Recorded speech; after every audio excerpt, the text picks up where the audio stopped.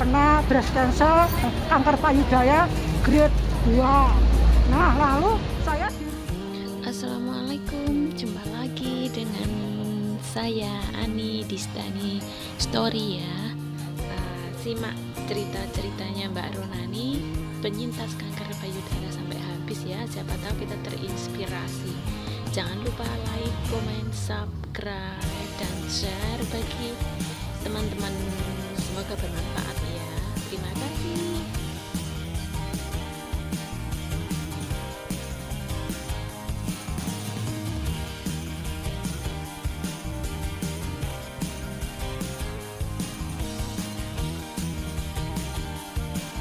Ketemu lagi dengan saya ya, Stani Channel.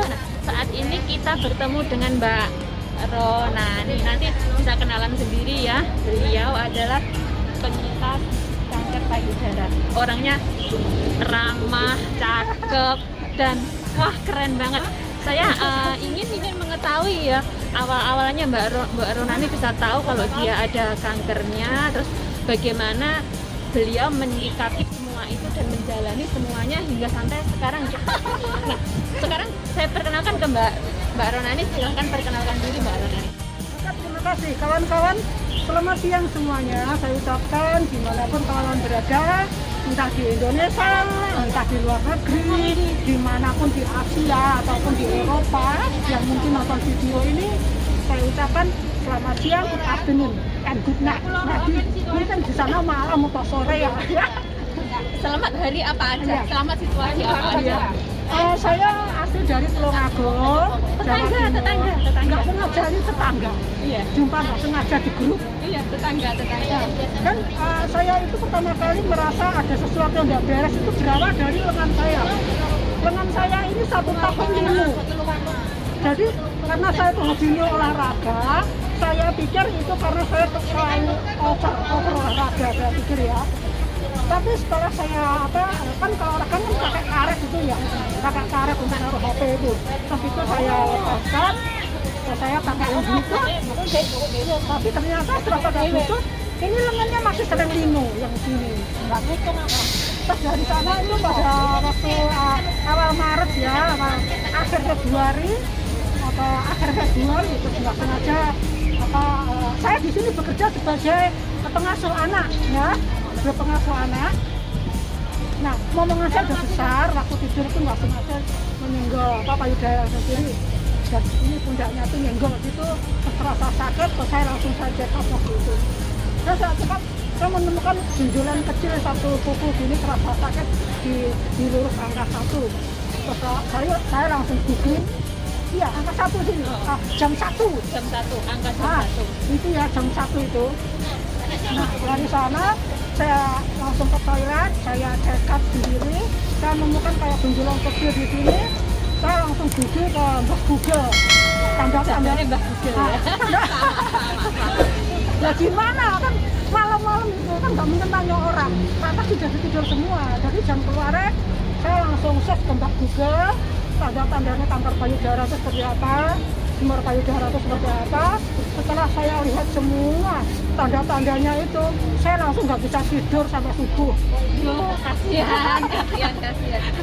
Saya langsung nggak bisa tidur sampai subuh. Itu 1 Maret ya. 1 Maret tahun kemarin ya? Tahun 2020. Oh, tahun 2020. Iya. Nah, dan kebetulan ya, mungkin memang Gusti Allah itu sudah memberi jalan kepada saya 1 bulan sebelumnya, di mana kawannya sampean Mbak Bindani Setiaji dari organisasi peduli sehat Hongkong itu 1 bulan sebelumnya bilang ke saya, kakak mungkin kalau ada kawannya kakak yang punya masalah dengan payudara boleh hubungi saya, kasih tahu saya, nanti saya kasih tahu caranya, gimana caranya bisa mengikuti program dari KJRI sama Breast Cancer Foundation Hongkong gitu kan. Paginya langsung WhatsApp ke Mbak Bindani Setiaji dari peduli sehat Hongkong itu, saya mau ikut daftar bagaimana caranya untuk check up secara free seperti itu. Berarti tahu tentang peduli sehat Hongkong 1 bulan sebelumnya. Oh, terus untuk periksa pertamanya bagaimana? Periksa pertamanya saya itu karena waktu saya daftar itu masih cawit ya, kan tutup. Beberapa bulan tutup. Terus pada awal-awal COVID ya? Iya, rame-ramenya COVID itu loh kan Maret ya, Februari Maret itu ya, karena tutup ya. Terus karena Juni minggu pertama itu dibuka, saya langsung tidak perlu di check up karena kan posisi iya puting payudara saya itu sudah menjadi ke dalam. Selama menunggu itu ya, waktu saya merasa sakit semua normal. Tapi setelah menunggu dari Maret, April, Mei, Juni ya, 4 bulan, itu puting payudara saya sudah ketarik ke dalam. Setelah sampai ke Breast Cancer Foundation sana, terus sama itu ya susternya ya, saya nggak perlu di check up. Langsung dikasih data, kamu besok minggu depan nunggu telepon, kamu langsung ikut di sini mamogram sama USG, langsung di situ. Karena lihat fotonya itu sudah kelihatan.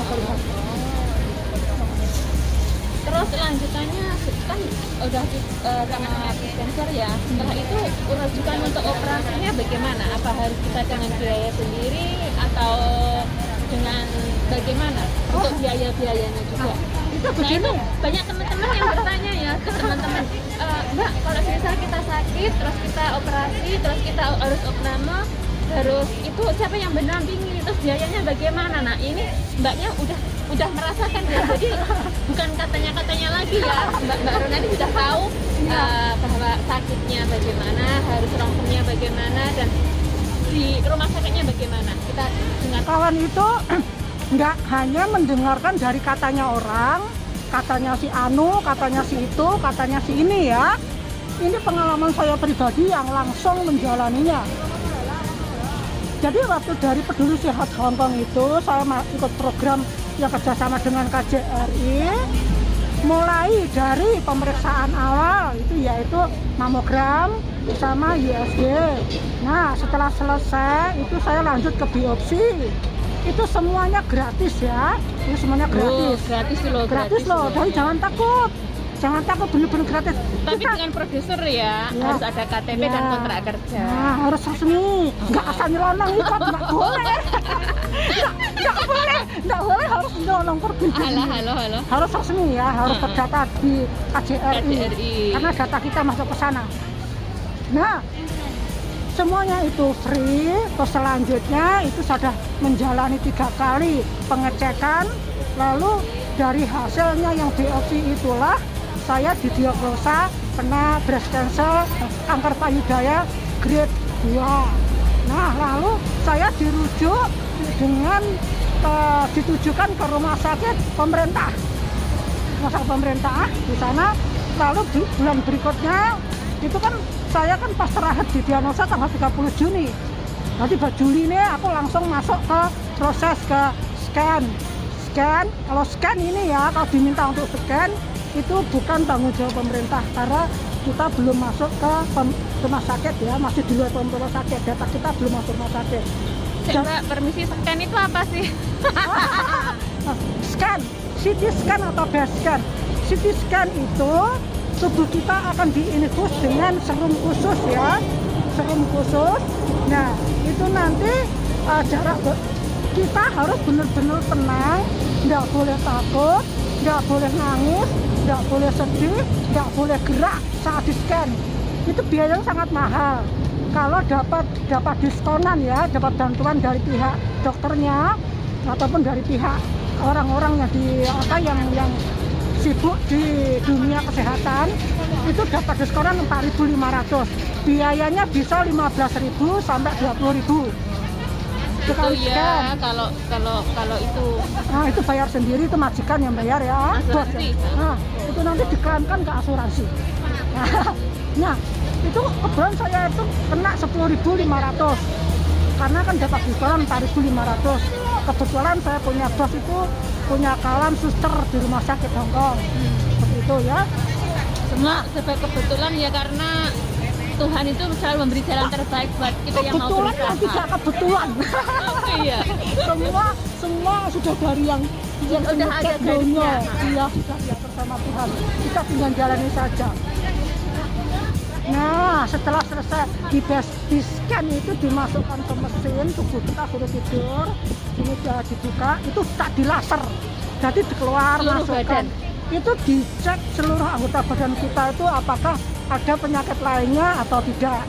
Nah, kebetulan karena saya tuh lifestyle saya bagus, makan minum bagus, olahraga saya bagus, itu hasilnya dari scan semuanya fit, nggak ada yang nggak fit kecuali satu bagian payudara saya itu, jadi cuma satu di situ, nggak ditemukan penyakit lain dalam tubuh saya.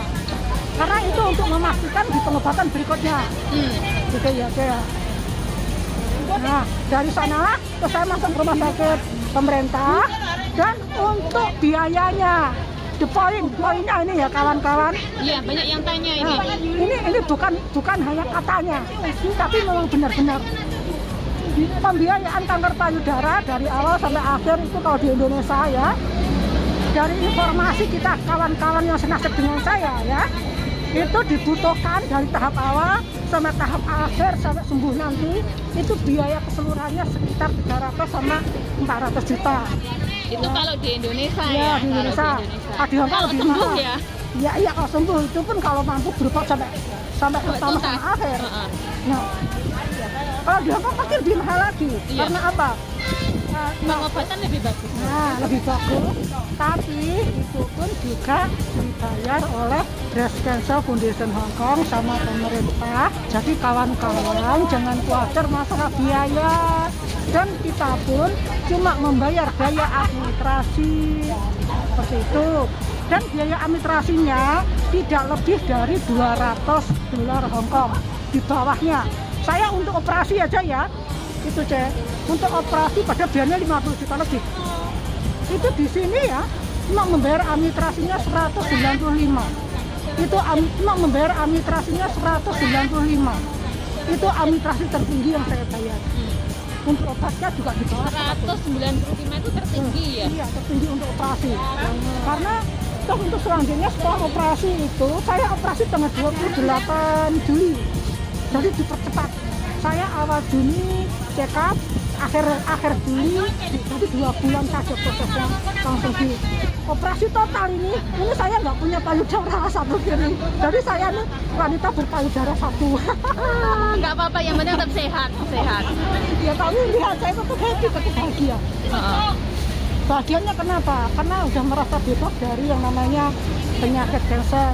Ya meskipun saya belum dapat surat sembuh dari tim dokter, meskipun sekarang saya masih menjalani pengobatan, tapi paling tidak kanker itu sudah yang benjolan yang gede itu sudah tidak ada, sudah diangkat. Jadi diangkat total bersih, dada saya rata. Saya suka nyanyi dadaku rata. Keren ya.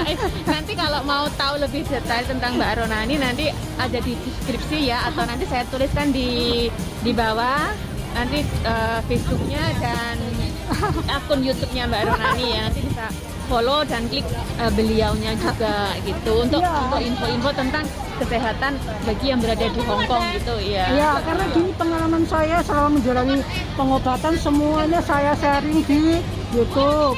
Karena apa? Jujur saja saya itu dulunya kan buta sama sekali soal kesehatan kanker payudara. Karena saya merasa saya baik-baik saja, nggak pernah sakit gitu loh.